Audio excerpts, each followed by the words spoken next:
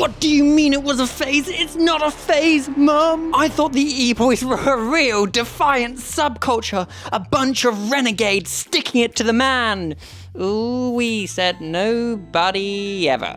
Fast forward 5 years and your favourite E-Boys, who were doing the silly dances and that thing, are now Trump supporters and country stars. Are the E-Boy, E-Girl, E-Person trend? I wonder how many thousands of people, content creators inspired to, become an E-Person, and their parents don't get them with their checkered vans and eyeliner and center parting or floppy fringe, and it's not a phase, you'll never get me, nobody gets me, I'm doing it so differently, whilst I'm buying clothes made by the man and I'm making the man richer. Yay for Creepy Old Man Incorporated. We slap hands as we use our Hot Topic promo codes and loyalty cards to buy more E-Person, E-Boy, E-Girl chains. Your favorite E-Boy, E-Girl, E-Person has hung up their chokers and floppy fringe and eyeliner, all in favor of a beige trouser, a country club, Pilates,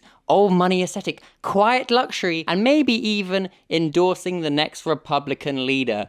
Oh yes. Back in 2019/20, I guess, the alt TikTok look exploded onto everybody's feeds. We suddenly had E-Boys and E-Girls, and it was essentially Gen Z's spin on the emo scene fashion, I suppose, remixed with a little bit of internet culture, and by that I mean doing dances. Use the code SuperCoolEdgyRebellion10 to get 12% off your fake silver chain necklace.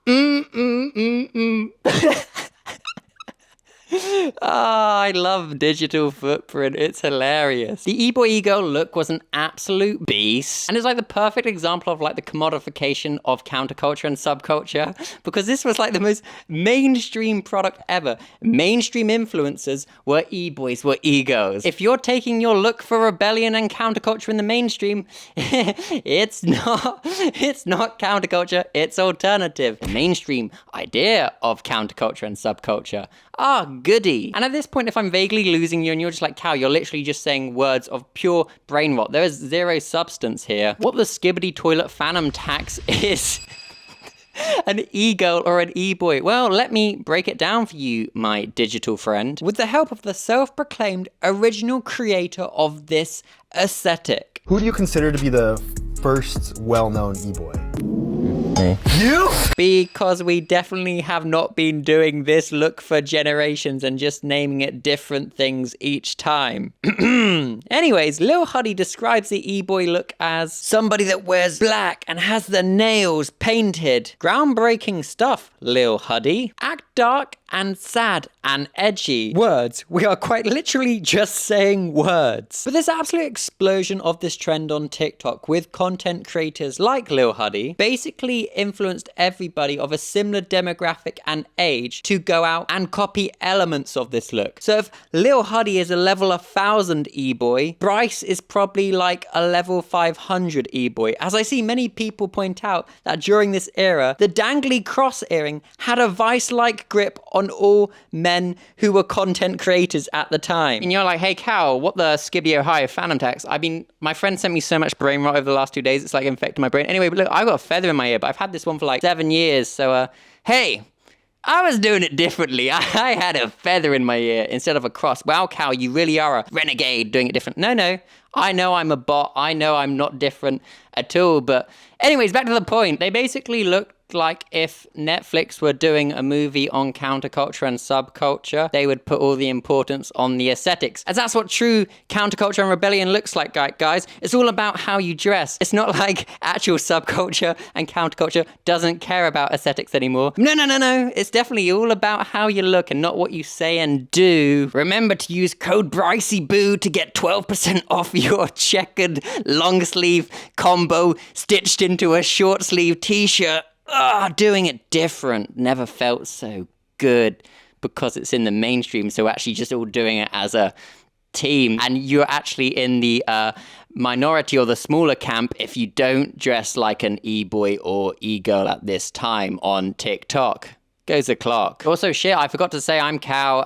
This is my channel. These are the sorts of videos we do. And in my thumbnail, I had my hair tied up, but my friend said I looked like budget Legolas, and that made me self-conscious, so I'll keep it for the thumbnail, but not for the actual video. Anyways, however, the flame of the candle, which was E-Boy, E-Girl, E-Person, Yippie, burnt so bright that just as quick as it came, it went. And by, like, I suppose 2022, it was, you know, near enough dead. There was new things to move on to. After the mainstream influencers milked that thing for all it was worth and beat it like a dead horse with their promo codes, their hauls. Renegade. Nobody gets me. It's not a phase. It's not a phase. It definitely was a phase. That's okay. I was an emo in the early 2000s. Look at me now. I'm not that emo now. I think I'm a pretty regular bloke. Anyways, in an absolute 180-degree turn, TikTok moved on to something else, and their latest obsession looks less like a really poor tribute band for My Chemical Romance and more like a country club, but it's a digital one, the country club of TikTok. Dear God, no, save me from this hell pit we are currently living in. The hot buzzword of 2023, 2024, and going into 2025. We cannot shake off this shitty stench, old money, quiet luxury, clean girl, clean goth. What the Skibbity Toilet Ohio Phantom Tax Riz Party is the word clean being attached to an actual countercultural movement like goth for? That is terrifying and truly online brain rot, thus I had to make it comical with using online brain words. Great stuff, Cal. The aspiration is less about literal lineage and more about a vibe of timeless tradition, the upper echelons of society, aka unbearable. If you want to be successful, you just gotta dress successful. Shut up, annoying relative at family function I meet maybe once a year that's trying to tell me all I need to do is to be successful in life is just to dress a little bit more respectable. No, I like tank tops, and I'm not curbing my aesthetic to fit into your old-timey ideas of the world. But this isn't just some harmless cosplay dress-up party, OMG, this is so funny, hee hee ha ha, where's my like, clicks and engagement? Many are pointing out, and as I pointed out in multiple videos, this is about a cultural shift, a sociological change. The shift from rainbow hair to beige blazers mirrors a broader social swing. You know, with brands like A Pretty Little Thing, a fast fashion brand once known for all things fun and quirky, has recently rebranded to luxury beige and whatever the hell this logo is. This generally looks like the sort of font my teachers would have told me to use for my name on my job applications because it screams, I'm a serious guy that's sophisticated. But brands switching to this aesthetic and also mainstream influencers shows a real noticeable shift from years of, you know, hyper visible, progressive, alternative aesthetics, mainstream ones, to suddenly a nostalgia for better times. Maybe like how Grampy and Grandma were once upon a time, like fucking eons ago. Have you truly listened to your elderly relatives about what life was like? Their quality of life was genuinely terrifying unless they were part of some sort of like privileged upper class of society. I have no hunger for the old-timey better times, because honestly, all of it just sounded like a non-stop trauma party where they had no choice but to get on with it. And I don't know, what is it they say? Man up. No, I don't want to do any of that. Insert that TikTok from last video. Don't open up to a woman about anything. Terrible advice. You are speedrunning a mental breakdown. We've got the trad wife content with young people romantically glorifying 1950s housewife. Submit to your husband. Put all your trust in him. And when he leaves you for the, no, he won't do that. Everything will work out fine. There is nothing wrong with wanting to be a stay-at-home parent, but there's obviously always going to be real risks attached to these things. Advertising these lifestyles as the easy one-step click solution, you know, just wear these old-timey clothes and play dress up and your life will be good whilst you bake bread, is risky business. And of course, we can't forget the clean look. Fresh face, no visible tattoos, as that would be a visual discrepancy. And whilst many are embracing quiet luxury, as it's just seen as classy fashion, what's the fuss, Cal? Well, many critics are pointing out that this style and this move in aesthetics, this cultural shift, actually it's just the idolization of the social elite's aesthetics and one big yahoo for traditional gender roles. That old chestnut we just never seem to be able to escape. It's like, we'll just commercialize everything else, subculture, counterculture, we'll just sell it back to you as some pre-packaged slop as the E-Boy and Ego. And then all you have left to actually fantasize and actually think is different and cool when we've just saturated everything else is tradition. You actually wanna shave your hair off and you wanna put on a suit and you wanna go slave away for the next 60 years, but you're doing it because you're a man and you can't actually ever speak about your emotions. Remember, you'd never talk to a woman about how you feel. This all sounds like a hell pit of horrificness to me. I will never fall for what the mainstream influencer is trying to tell me. Funnily enough, I actually saw someone comment on TikTok the other day. All of the "I regret my tattoos" content should have just been a clear warning that Trump was always going to win. And if you're like, well, Cal, no, what does politics have to do with aesthetics, bro? Why does it have to be political? Aesthetics have always been linked to politics. This is them. They're so intertwined. Look at them. It's like they're best friends. They poke each other on Facebook. Is that still a thing? Dear Lord, I hope it is, or am I just showing my age? Anyways, many people are pointing out that things like, Ralph Lauren gaining popularity again, people dyeing their hair back to its natural color, and abandoning any form of alternative phase or doing self-expression a little differently in favor of a homogenous aesthetic, looking the same as everybody else, is a knock-on effect of the rise in conservatism amongst young people. There's suddenly a boom amongst the youngsters to look classy and Trump in power. Let's connect the dots. Basically what I'm seeing people say is that the edginess of 2020 laid way for the safety of conformity, and at the same time, certain conservative values have gained ground amongst young mainstream influencers. Coincidence? Probably not. The quickest way to see what's going on socially is just seeing what mainstream content creators are doing. As whether you like it or not, they kind of just represent what the majority of people are thinking and feeling at this very point in time. And Bryce Hall can literally be the perfect case study of this. Once a bad boy E-Boy doing TikTok dances. Oh my gosh, so rebellious, so cool, and definitely doing it differently. Anyway, fast forward to, 2024. Bryce is literally on stage with Donald Trump. We need Trump back. Really bad. Make America great again. Your ha-ha he-he E-Boy, nobody gets me, they're just doing it different, it's not a phase, is now best friends with Donald Trump. Is this good for you, Donald Trump? Do you like that, Donald Trump? Is this good? He's got the corporate boot in his mouth. Let me clean that for you, Donald. Oh, a little bit of spit shine. Blah, blah, blah, blah, blah. Who knew that in the back of the E-Boy's head would be, oh, tradition. I long for you. How many more terrible dances will I have to do in these dodgy outfits, and how much mainstream alternative crap will I have to sell to youngsters before I can just quietly go back to tradition and profit off of that? It's like when mainstream white music artists will suddenly, once they've got their career and major record labels, just go to randomly doing country music. But Bryce is not alone in this surprising, shocking movement of 2010's internet bros suddenly pivoting hard right for, new clout and a new audience. Another person I suppose kind of like this is Taylor Holder. Another person that was kind of amongst the E-Boy vibe and also hanging out in similar groups. And then suddenly after some time away on the internet and a little bit of a hiatus, he comes back, reimagined, repackaged in this social pivot, now as a country star. Taylor Holder has gone from, "I've got your picture," to, "I've got your picture." I sound like Goofy from Mickey Mouse's Clubhouse or whatever it's called. "I've got your picture. I've got your picture." Anyway, you get the point. He's gone from rebellious is not a phase, mainstream emo music, to country boy, I love you, blah. Blah.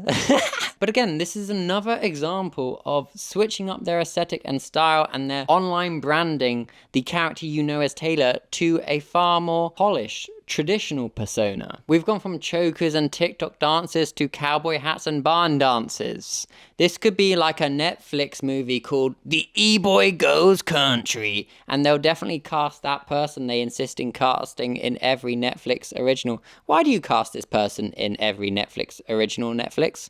Answer me that. And if you're thinking, Cal, what does my country boy Taylor have to do with anything? Well, basically, what this shows is larger trend of creators who want to, improve their longevity in this career field by switching to conservatism, since more people are switching to that and that's becoming the mainstream consensus. Regardless of how you and I feel, right, we have to acknowledge that a large portion of the population voted for Trump. Therefore, mainstream influencers will rebrand and will move to that. And then in a few years' time, if things change again, hopefully they do, we'll suddenly get them being like, yeah, that was kind of messed up. Anyway, dance. I love you guys. Use code I'm sorry 12 to get 13% off your chain necklace. And the mainstream will eat it up because they love the bad guy switch to good guy arc. They just love it. Can't get enough of it.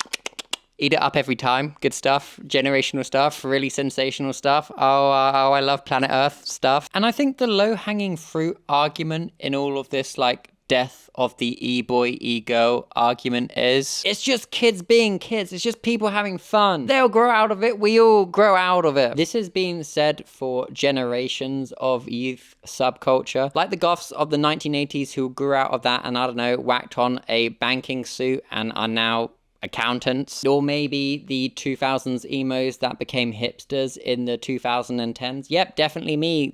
That's me to a T. Youthful self-expression is often a temporary thing. By the time people hit their mid-20s, their alternative aesthetics have been discarded. It was just a phase. A hollow statement of careless youth. And look, experimenting with identity and self-expression is a real normal part of growing up, right? Finding a look and feeling that resonates with you. Many of my friends who, you know, were emos like me in the early 2000s, just look like really normal men now. And that's totally okay because, like I keep saying, real subcultures and countercultures have moved away from aesthetics because they've just been commodified, basically. So just use them as a form of fun expression, but it's not really the be-all and end-all. And also, some people just aren't emos anymore.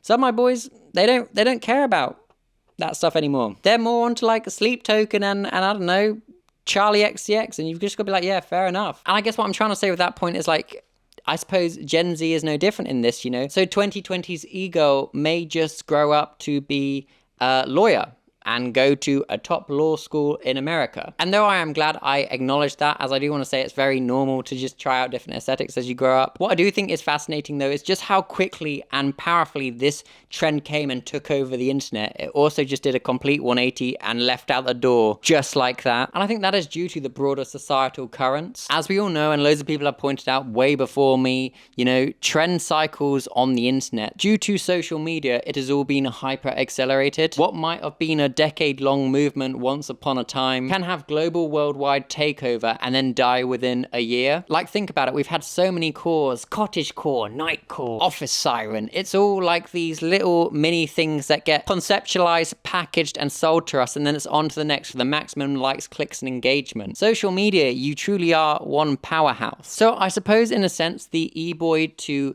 old money pipeline was just inevitable. We burned through things so quickly, these cycles, that of course we were going to end up with this sooner rather than later. But without sounding like Jaden Smith, the social political timing of this is truly interesting. Because think about when the mainstream alternative TikTok wave came in the late 2010s, a time of outspoken progressive youth culture. The aesthetic was all very loud, colourful and rebellious. But then as we went into the 2020s and they progressed, this conservative counterwave rose amongst the people, and then you'll see it in mainstream influencers. Suddenly they're all becoming alpha male coaches or femininity coaches. Suddenly everybody's selling a program to unlock your maximum alpha male potential. And obviously because global trends and mainstream aesthetics are linked to politics and how we're currently feeling socially, then of course, naturally, the aesthetics will change. The pendulum swung from be unique to be respectable. Express yourself to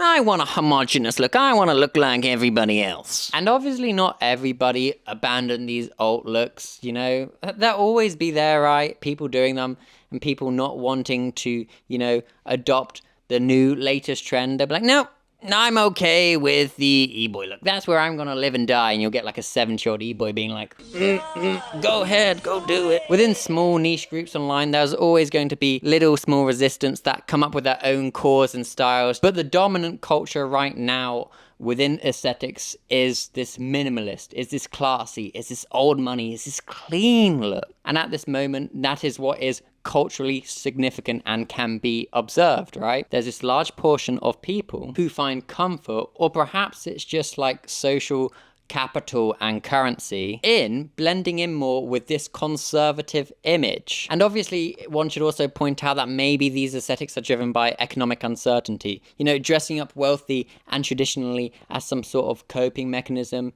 And also maybe it's a shift away from the hyper-individuality and the progressive era. But what is undeniable is it does all link back to politics. How politics then also influences the social sphere and the choices we make, not only politically and socially, but also aesthetically. In the end, as the title suggests, it was just a phase. You know, one will look back at via TikTok compilations and be like, haha, that was silly, goofy. And now we are watching the next phase unfold. The loafers, the buttoned up shirts, the beige trousers. I think it'll be really interesting to, in like 20 or 30 years time, to then take these cores and these aesthetics and these trends and, you know, show how like each one did represent what was going on socially and politically at the time. Because of course, the cycle will undoubtedly change and turn again. You know, today's quiet luxury may be the gateway to scene 2.0. Oh my goodness, please bring back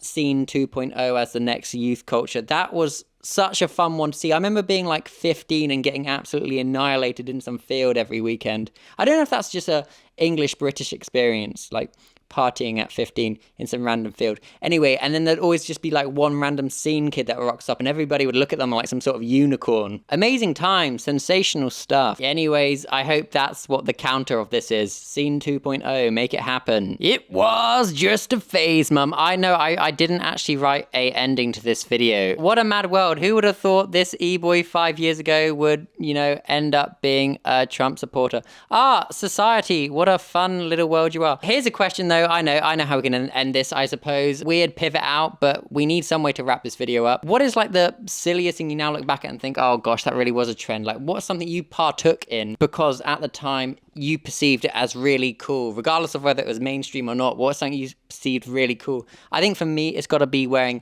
like skin tight jeans. Like I wore jeans, right, that were so tight, okay, that when I walked, you could see my calves move. Not because I was particularly muscly at the time, but just because they were so skin tight. Oh my gosh, it was so uncomfortable, but I was just so hell-bent on proving that I was like a proper emo and nobody got me with my red shirt. But they were like a sensory nightmare, and every time I'd come home from school, I'd literally get through the front door and just rip them off, and I'd just like wrestle out of them on the floor, and I'd be like, get off of me, you're on my skin, because they were like just frying me out. They're just so tight. And oh my God, in the summer, the black skinny jeans, they were so sweaty.